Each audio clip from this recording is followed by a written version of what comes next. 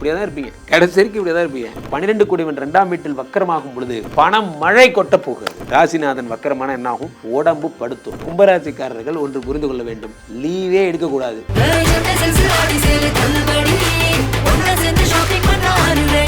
The Chennai Silks in Aha Oho Adi Sale 50% வரை தள்ளுபடி. உலகெங்கிலும் இருக்கும் குமுதம் பக்தி நேயர்கள் அனைவருக்கும் வணக்கம். நான் உங்கள் ராம்ஜி. கும்பராசிக்காரர்கள் பேரை சொன்னாலே எனக்கு குதூகலம் தன்னால் வந்துடும். கும்பராசிக்காரர்கள்லாம் you are the childrens of Shani Bhagavan. You have no problem. உண்மையும் நேர்மையும் வாய்மையும் சத்தியம் மட்டுமே தெரிந்த 1 கோடி நம்பி உங்கள்கிட்ட கொடுக்கலாம். ஏமாற்ற தெரியாது, பொய்கள் தெரியாது, எங்களுக்கு வேறு கிளைகள் எதுவும் கிடையாது. அப்படியே தான் இருப்பீங்க, கடைசி வரைக்கும் இப்படியே தான் இருப்பீங்க. அதுதான் உங்கள் பியூட்டி. அந்த கும்பராசிக்காரர்களுக்கு ராசிநாதன் சனி என்பதால் இப்படி தான் நடக்கும். அப்போது ராசிநாதனும் கும்பராசிக்காரர்களுக்கு ராசிநாதனும் 12 கூடியவனும் வக்கரமாகி 2ஆம் வீட்டில் இருக்கிறார்கள். அடேங்க அப்பா, கெட்டவன் கெட்டிடில் கிட்டிடும் ராஜயோகம். 12 கூடியவன் வக்கரமாகிறான். வாழ்க்கையிலே எது நஷ்டம் என்று உணர்ந்தீர்களோ அந்த நஷ்டம் லாபமாகிறது. சில நேரங்கள் அப்படி நடக்கும் சார். சில நேரங்களில் நஷ்டம் லாபமாக மாறும். எனக்கு தெரிந்த ஒருவர் என்ன செய்கிறார், ஒரு கோயில் இருந்தது, கேட்பாரற்று கிடந்த கோயில். அந்த கோயிலில் திருவிழா பண்ணுறதுக்குலாம் ஆள் கிடையாது, கேட்பாரற்று கிடந்த கோயில்.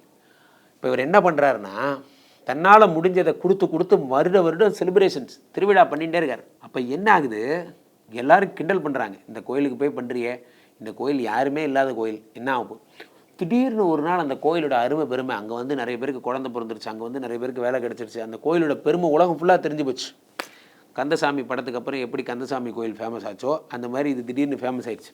ஆமாம் சார், இப்போல்லாம் கோயிலுக்கு கூட மீடியா இன்ஃப்ளூயன்சர்ஸ் தேவைப்படுறாங்க. அப்போது அது ஃபேமஸ் ஆகிட்டாங்க. ஃபேமஸ் ஆனதுக்கப்புறம் இவரை கூப்பிட்டு அரங்காவலர் பதவி கொடுக்குறாங்க. இத்தனை நாள் இந்த கோயிலுக்கு கைமாறு கருதாமல் ஏதோ பண்ணிங்க, நீ தான் அரங்காவலர். அவ்வளோதான் சார், செட்டில் ஆகிட்டார். மாதாந்திரம் ஒரு சம்பளம் வந்துடுது, அந்த கமிட்டியை பார்த்துக்கிறார், அந்த கோயிலை பார்த்துக்கிறார், நிம்மதியாக சாமிக்கு பிரசாதம் வருது, சாப்பிட்டு கோயிலே இருந்துக்கிறார். வாழ்க்கை எவ்வளோ அழகாக மாறிடுச்சு பார்த்தீங்களா. ஒரே விஷயம், எது தன் கையிலிருந்து இழந்த பணமோ அது லாபமாக அடுத்த 50-100 வருடத்துக்கு கடைசி வரைக்கும் கோயிலையே ஜீவனம் பண்ணுற, கோயிலையே வசிக்கிற புண்ணியம் கிடைச்சிருக்கே எத்தனை பேர் கிடைக்கும்.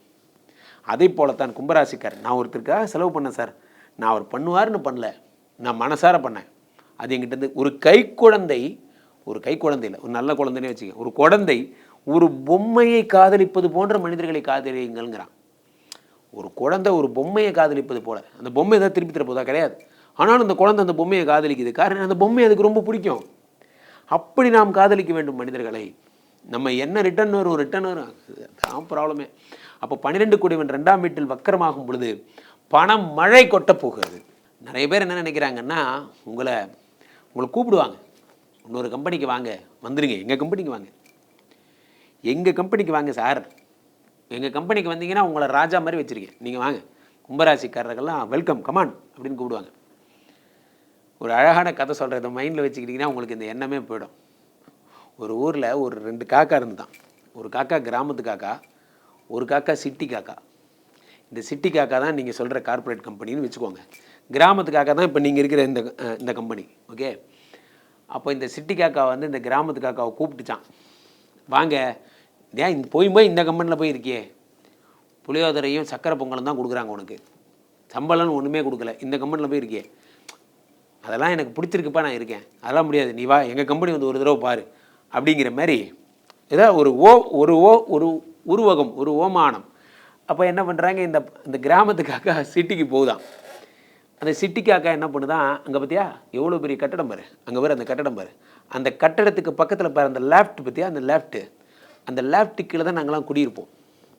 அங்கே பார்த்தியா இந்த காரு விடுற இடம், இந்த கார் விடுற இடத்துல தான் நாங்கள்லாம் குடியிருப்போம், அதான் சிட்டி அப்படின்னு அந்த காக்கா சொன்னிச்சான். அந்த கிராமத்து காக்கா சொன்னிச்சான், இந்த ஊரில் ஆலமரம் அரச மரம்லாம் எதுவும் கிடையாதா, வேப்ப மரம்லாம் எதுவும் கிடையாதா, ஆசையாக அந்த ஆக்சிஜன்லாம் வராதா, இல்லை அதெல்லாம் ஒன்றும் கிடையாது, இதுதான் இந்த புகை மூட்டமான இடத்துல தான் நீ வசிச்சுக்கணும்னு சொன்னாங்களாம். அடைச்சா இதெல்லாம் ஒரு ஊரா. அதுக்கடுத்து என்ன சொன்னாங்களா, எனக்கு குளிக்கணும் போல இருக்கு அப்படின்னு இந்த கிராமத்து காக்கா கேட்குதான். அதுக்கு அந்த சிட்டி காக்கா கூட்டு போய் தான் கூவோம் குளின்னு சொன்னிச்சான். இதெல்லாம் ஒரு ஆறா, எங்கள் ஊர் காவிரி ஆற்றுல எவ்வளோ அழகாக குளித்தேன் நான், இதில் போய் குளிச்சுட்டு உனக்கு ஒரு பெருமையா என்று கேட்டார். அடுத்து சொன்னது தான் ஹைலைட்டு, மூணாவதாக இந்த சிட்டி காக்கா என்ன சொன்னிச்சான் அந்த கிராமத்து காக்காட்ட, வா நம்ம போய் சாப்பிடலாம் அப்படின்னு கூப்பிட்டுச்சான். சரி சாப்பிடலாம். எங்கே போய் சாப்பிட்லாம்? பக்கத்தில் தான் கடத்தல் இருக்குது, அங்கே போய் உக்காந்தினா மனிதர்கள் சாப்பிட்டு ஏதாவது கீழே போடுவாங்க, அதெல்லாம் பொறுக்கி சாப்பிட்லான்னு சொன்னிச்சான்.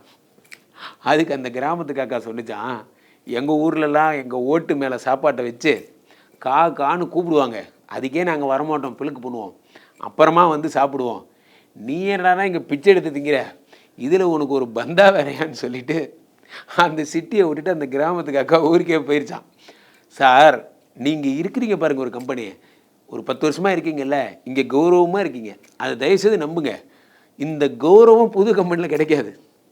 சில பேர் கம்பெனி மாறிட்டே இருப்பான், இப்போ 10 நாள் இந்த ஒரு கம்பெனி மாறுவான், அங்கே மாறுவான், அங்கே போனால் அங்கே மாறுவான், அங்கே போனால் அங்கே.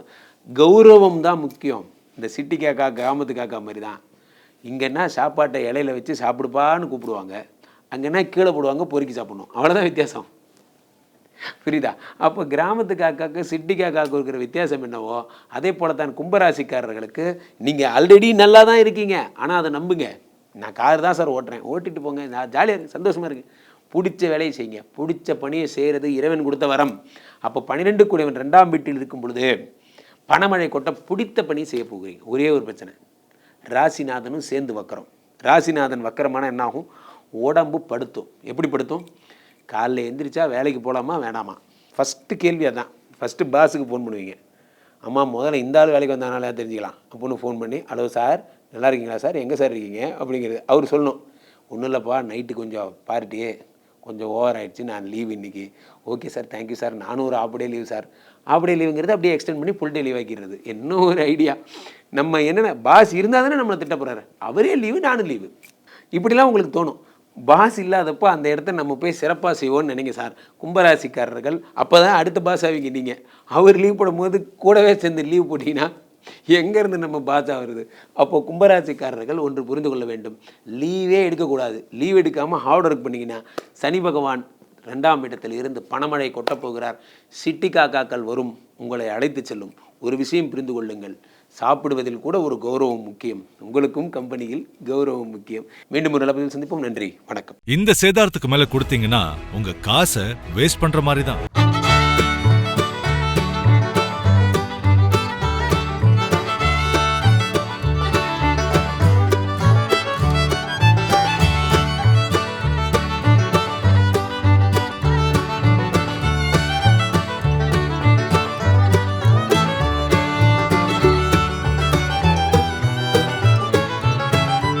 லலிதால வாங்குங்க, நிறைய பணம் சேவ் பண்ணுவீங்க.